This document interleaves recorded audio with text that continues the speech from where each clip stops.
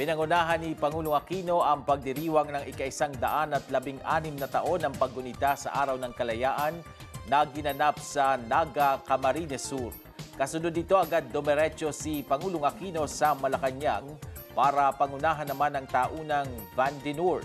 Alamin natin ang detalye mula sa report ni Marge Wamar. Pinangunahan ni Pangulong Benigno Aquino III ang selebrasyon ng ika-116 na taon ng Araw ng Kalayaan sa Naga City kaninang umaga. Sa kanyang naging talumpati, iginit ng Pangulo ang patuloy na adhikain ng administrasyon sa pagwawaksi sa korupsyon at pang-aabuso sa sistema sa bansa. Nagpasaring din ito sa ilang mga prominenteng tao na sinampahan ng kaso ng ombudsman kaugnay ng pork barrel scam. Ang karanasan nga po o karanasan nga po ng aming pamilya ang nagturo sa akin ng kahalagahan ng pakikipaglaban para sa pagkakapantay-pantay upang mawakasan ang siklo ng kawalang katarungan. Ngayon nga pong nasa posisyon na ako para maisabuhay ang mga aral na ito.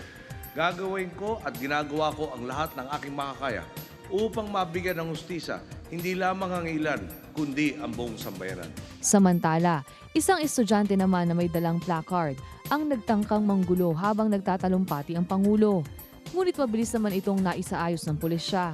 Kinilala ang estudyante na si Manuel Mijares, 19 na taong gulang mula sa Ateneo de Naga at miyembro ng Anak Bayan. Umalis din naman ang Pangulo bago mag-alas 9 ng umaga para sa tradisyonal na Vandenur sa palasyo. Bandang alas 11 na nang makarating ang Pangulo sa Rizal Hall, Malacanang. Pinangunahan nito ang taunang Vandenur. Kasama ang mga matataas na opisyal sa gobyerno, miyembro ng Diplomatic Corps at mga pinuno ng international organization. Sa isinagawang ceremonial toast, sabay-sabay sila nag-usal ng mga panibagong pangako at pagpapala sa bansa. This, however, is not only a celebration. Today, we renew our commitment to honor the immense sacrifice made by our ancestors and to work towards realizing the full benefits of independence.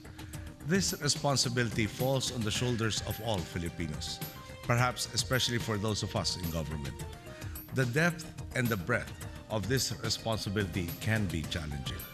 Ayon pa sa Pangulo, simbolo rin daw ang pagdiriwang na ito upang patatagin ang pakikipagkaibigan ng Pilipinas hindi lamang sa mga karatig bansa sa Asya, maging sa buong mundo.